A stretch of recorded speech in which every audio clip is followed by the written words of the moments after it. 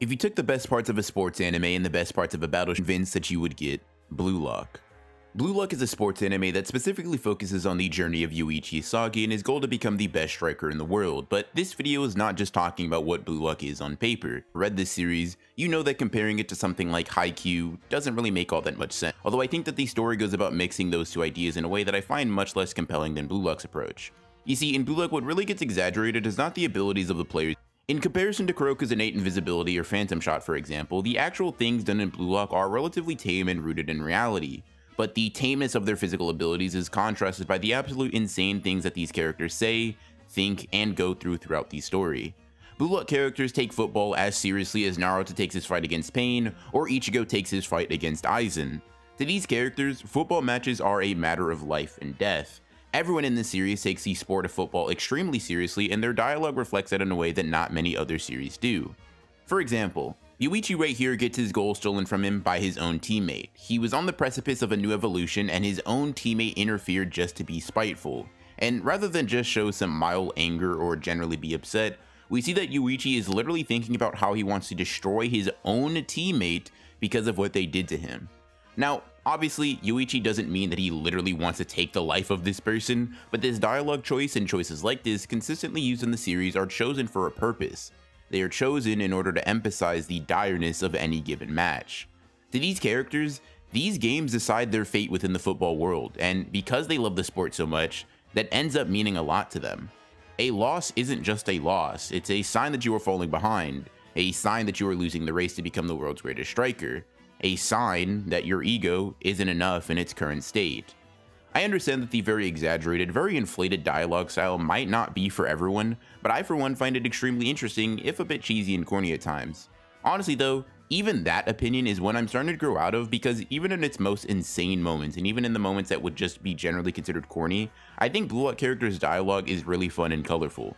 Once again, I can clearly recognize that this tone isn't for everyone, but I do think that a bit more credence should be given to the fact that this is clearly an intentional style of writing on the author's part.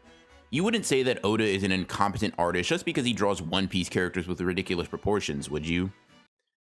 Okay, maybe you would, but I'd argue that a piece of art should be critiqued on how well it completes its own purpose, rather than apply a completely unrelated set of criteria upon it and rate it like that. In the same way I wouldn't judge Kaguya-sama for not having the same intense fights of Jujutsu Kaisen, I'm not gonna harp on Blue Lock for not having the same super down-to-earth style of writing and dialogue as something like Haikyuu or Hajime no Ippo. This series clearly isn't trying to do that, and it's using football as a vessel to communicate a given theme that it states very early on in its series. What also lends to the very intense feel that Blue Lock has is its art in the manga and the animation style in the anime. The manga art definitely has an intensity to it that you would expect to find in a battle shonen or more generally any type of battle manga.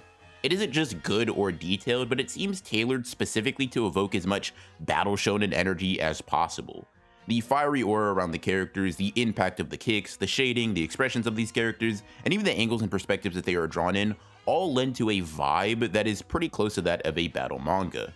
The anime, being an adaptation of the manga, essentially does the same thing. The angles, close-ups, aura, all of it is purposely done to push these two styles of storytelling together, and I really enjoy it.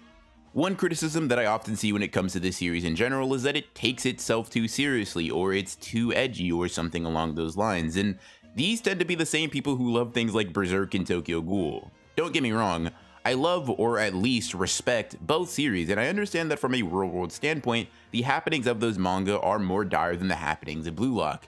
But what people don't seem to understand is that to the characters within their respective verse, there isn't that much of a difference.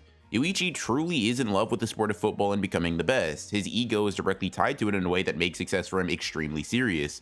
And because the series of Blue Lock does an amazing job of making me care about the characters and their motivations, I am then sucked into feeling the same sense of urgency as Yuichi and the rest of the cast. When they lose, in that moment, that feels just as poignant as a character losing a battle against an antagonist, because that is exactly what is happening at the end of the day. If you don't like Edge, that's completely fine. I'm no one to judge your preferences when it comes to the media you consume.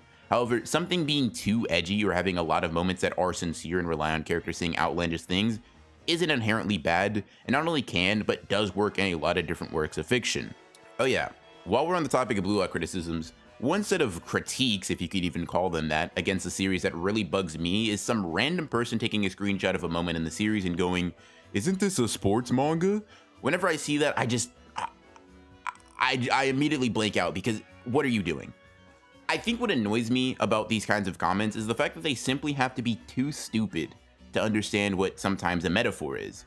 Y'all will deadass see a character within a somewhat realistic world, say they have a monster inside them, see a literal supernatural entity floating around them, extending his hand, and it won't even cross your mind for a second that maybe, just maybe, it is a metaphor for a character's determination, drive, and ego. But if Musashi from Vagabond says some shit like, the only reason water flows down is because it was never told to go the other way, y'all will understand that perfectly.